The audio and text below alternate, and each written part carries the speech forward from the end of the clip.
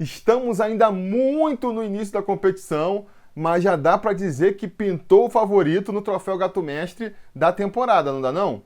Porque o Anderson Cunha, que é apoiador novo aqui do canal, começou a apoiar a gente esse ano, já está aí despontando na liderança do troféu. Anderson Cunha aí que já acertou 3 resultados dessa temporada, tá com um aproveitamento maior até do que o do Germancano aí, né? Conseguiu acertar aí as 2 vitórias do Vascão e a derrota contra o Botafogo. O que tá segurando um pouco ele aí é o fato de outros conselheiros terem acertado o placar com ele, porque vocês sabem, o regulamento do Gato Mestre mudou para essa temporada. No ano passado, o critério de desempate, para ter só um Gato Mestre por rodada, era considerar só quem apostou primeiro naquele resultado. Só que isso tinha complicações para eu ver quem apostou primeiro, gerava um problema logístico ali. Esse ano eu mudei as regras. Então todo mundo que acertar o placar e acertar o artilheiro, vira Gato Mestre da rodada, mas para beneficiar quem aposta num placar aí mais exótico, mais ousado, se você for o Gato Mestre da rodada isolado, sozinho, você ganha 3 pontos na pontuação geral, e se mais de uma pessoa acertar o mesmo resultado, aí cada um leva só 1 ponto. E é isso que está segurando um pouco o Anderson aí, porque nas 3 rodadas em que ele acertou o placar, ele não acertou sozinho e, portanto, ganhou só 3 pontos. Nessa última rodada agora, a vitória do Vasco contra o Oriente Petroleiro por 1-0 com o gol do Germancano, o Anderson dividiu aí a gato mestrice, vamos dizer assim, com o Vag Collins, que também acertou o placar e o artilheiro. Então isso, que nem eu já disse, está segurando um pouco a subida aí do nosso Gato Mestre Mora até aqui, né? Que acumulou só 3 pontos. Vamos ver a tabela do Troféu Gato Mestre até aqui, ó. Vocês podem ver. Com isso aí, com esses resultados, o Anderson Cunha está em primeiro, com 3 pontos conquistados, seguido do Arnaldo, do Daniel e do Vag, que conquistaram 1 ponto só. Tá muito no início da competição, né? Tem muita água para correr debaixo dessa ponte ainda aí, mas pelo aproveitamento dele, né? O Anderson já desponta aí como um dos favoritos. E se você quiser participar dessa brincadeira também aí, né? E de lambuja ainda ajudar a gente aqui a continuar no ar, cara, fica aqui o meu convite. Você pode apoiar a gente a partir de R$3, sendo membro aqui no YouTube, ou a partir de R$5, indo lá no apoia.se/sobrevasco.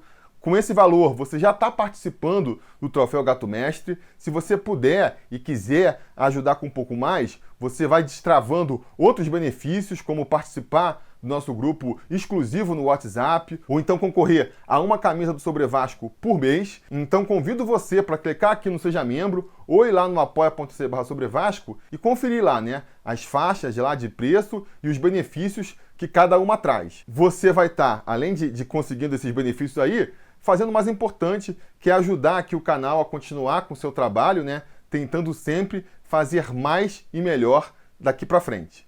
Aproveito também para agradecer a todo mundo que já confia, já acredita e já apoia, já é um conselheiro sobre Vasco, e reforçar mais uma vez o convite para você que ainda não é. Beleza? Isso posto, vamos agora falar do jogo do Vascão.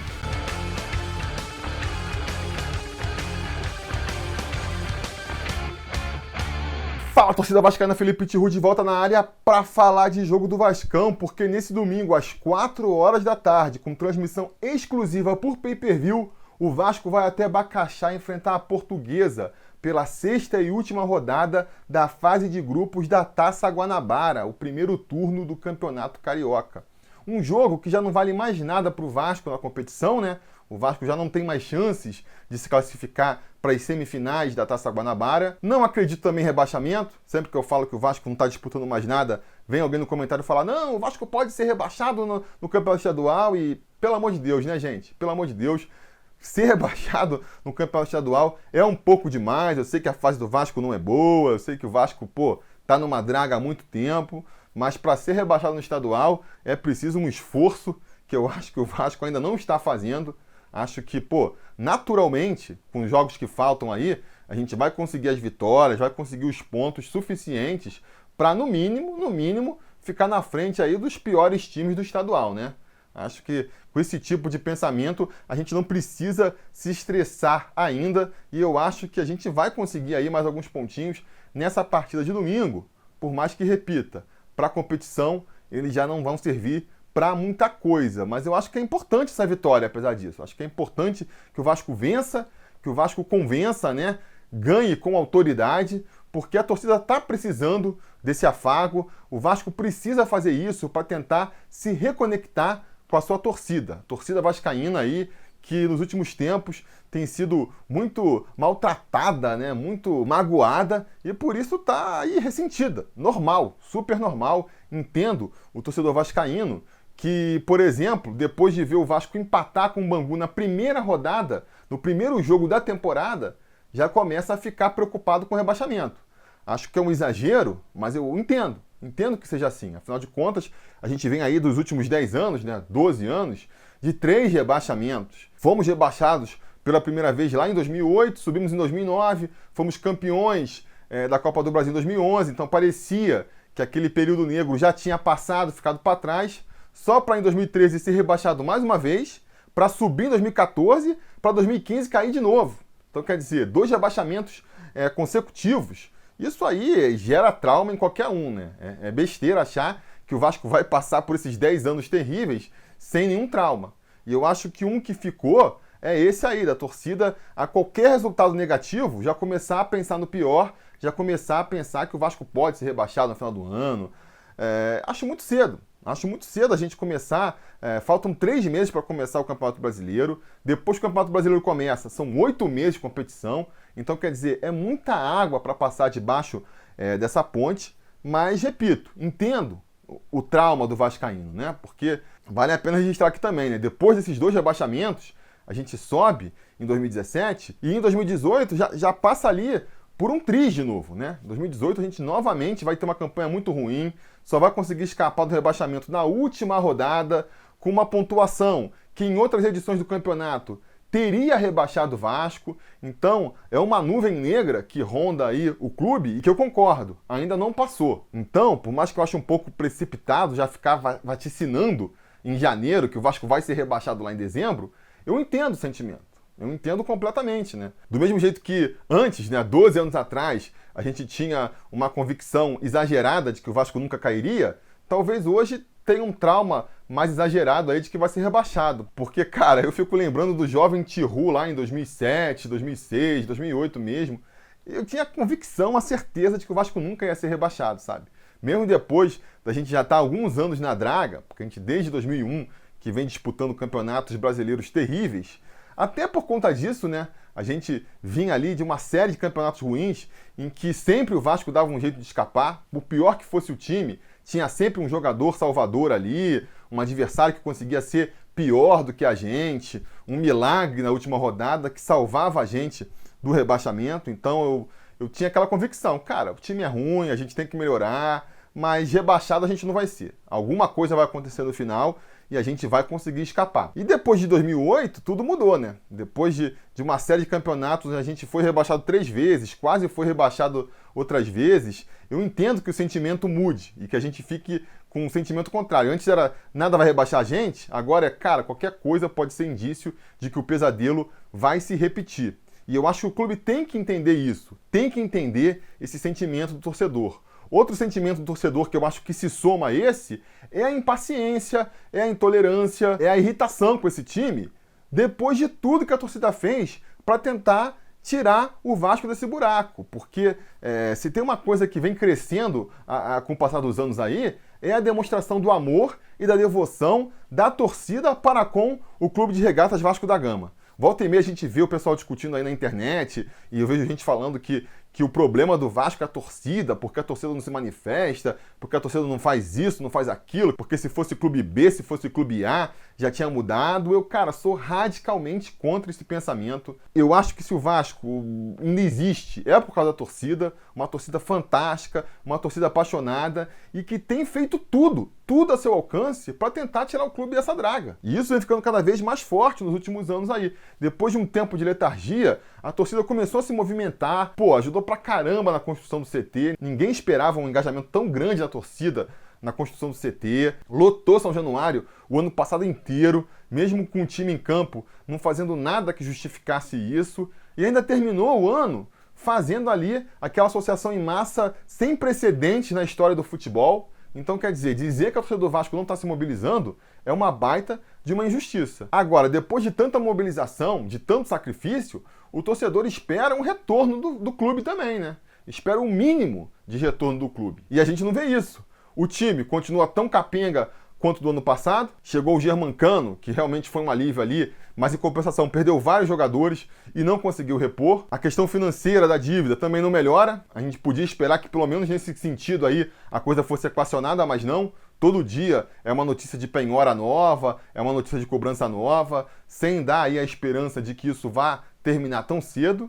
E, pô, nem em campo o torcedor tá vendo o resultado, né? O mínimo que podia esperar é o Vasco vencendo esses clubes pequenos de estadual aí no início de temporada, e nem isso o torcedor vê. O torcedor vai ficando sem paciência, né?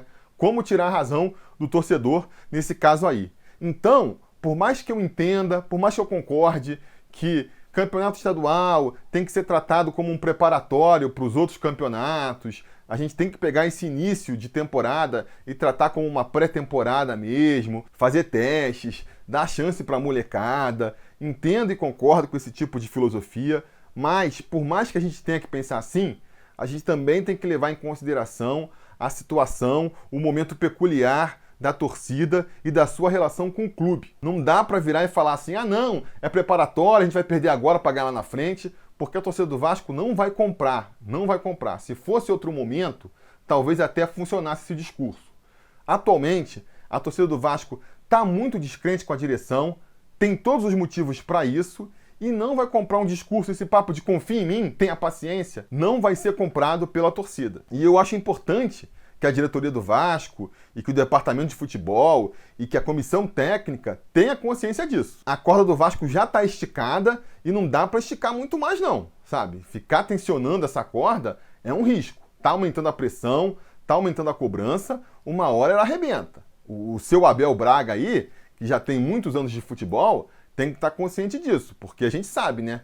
Quando a corda arrebenta, quando a panela estoura, o primeiro que roda nessa brincadeira é o técnico. Então, é nesse sentido que eu acho que o jogo de domingo ganha muita importância, porque é a chance do Vasco voltar, dar um primeiro passo aí para se reaproximar da torcida. O Abel já fez seus testes aí, já fez as suas maluquices de jogar sem meio campo, jogar com 3 centroavantes. Espero que essa fase tenha passado e que agora ele vai se concentrar num futebol mais pragmático. Deu indicativos disso no jogo contra o Botafogo e contra o Oriente Petroleiro, e eu espero que siga por esse caminho. Ah, Felipe, mas se não fizer os testes agora, se não testar as possibilidades agora, lá na frente isso pode dar problema. Pode. Não é que eu acho que esse caminho que eu estou sugerindo aqui tenha seus pontos negativos, mas é que eu acho que, balanceando tudo, ainda é o melhor para se fazer, principalmente o Abel, né? Porque, repito, daqui a pouco a conta vai cair, é no colo dele. Mas o que eu estou pedindo aqui também não é para o Vasco fazer uma mudança radical aí na programação que ele está pensando, não. É mais uma mudança de postura até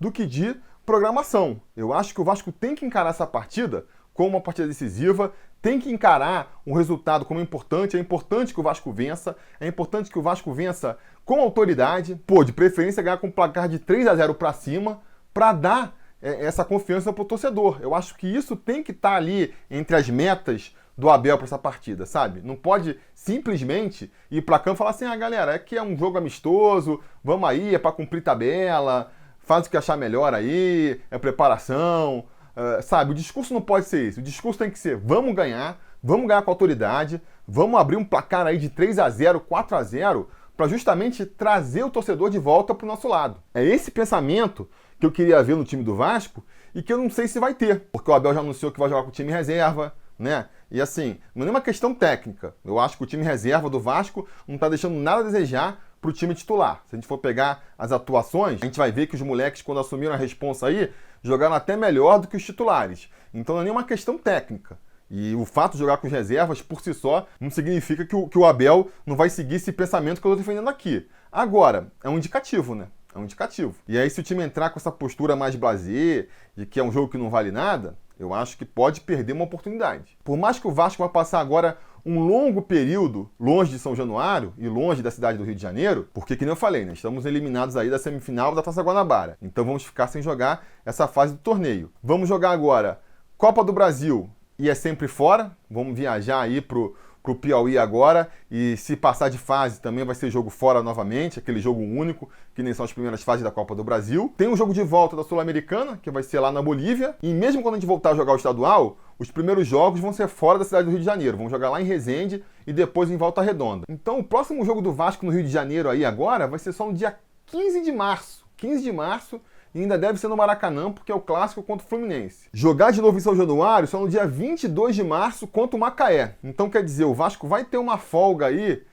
da torcida de São Januário, que como é a que mais acompanha o time, é a que já está mais sem paciência com esse elenco também. Então, vai ter essa folga, isso pode ser bom ou pode ser ruim. Esse reencontro aí com a torcida carioca, ele pode se dar numa lua de mel, numa fase boa, ou então com o torcedor já sem paciência nenhuma. E essa impressão, ela vai começar a ser construída agora. Se o Vasco consegue vencer com a autoridade a Portuguesa, o que vamos e venhamos não é nenhum grande desafio também, já ajuda a mudar esse clima. A gente já conseguiu mal ou bem uma vitória contra o Oriente Petroleiro, tudo já melhorou, a alma do torcedor já fica um pouco mais leve, o torcedor já fica menos implicante. Vence agora da Portuguesa, melhora ainda mais. Depois, vamos jogar, vamos pegar só a galinha morta também, sabe?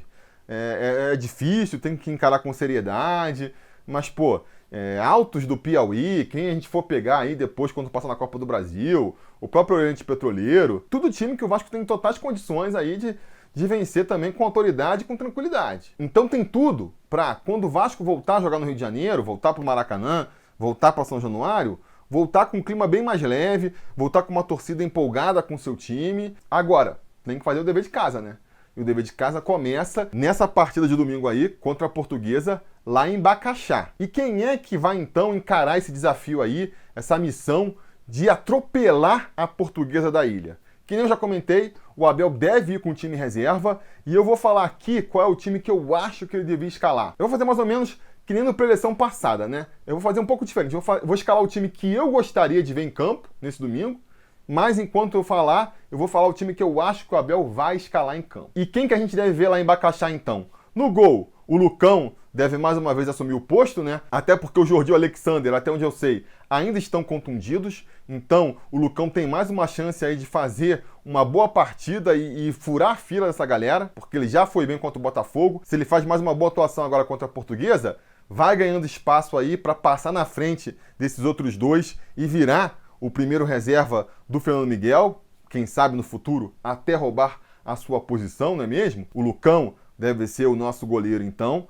Na lateral direita, Caio Tenório vai ter mais uma oportunidade. Não se destacou tanto até aqui, vai ter mais uma oportunidade de se destacar. Na zaga, nós vamos ter o Ulisses de um lado e o Miranda do outro, não é mesmo? Dois zagueiros que também têm sido muito elogiados pela torcida aí e que vão ter mais uma oportunidade de tentar se mostrar. Contra time pequeno é complicado, né? O zagueiro se destacar, porque se ele vai bem, não faz mais do que a obrigação. E se por acaso o adversário faz um gol, sempre vão dar um jeito de botar na conta deles. Então é uma missão complicada, mas vamos torcer para o Ulisses e para o Miranda conseguirem passar. E na esquerda, o Alexandre Melo vai ter mais uma oportunidade também aí de chamar a atenção do Abel, né? A torcida pede muito para que ele tenha uma oportunidade no lugar do Henrique. Vai ter mais uma chance aí de mostrar que merece mesmo ter esse voto de confiança.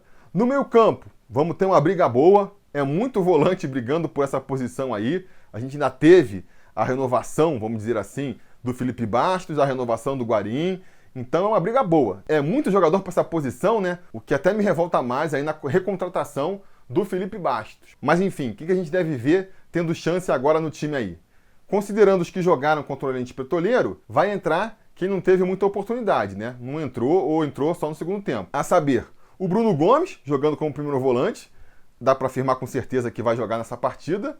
O Juninho deve ser o segundo homem de meio campo. E aí a dúvida fica, quem vai entrar na terceira posição do meio campo aí?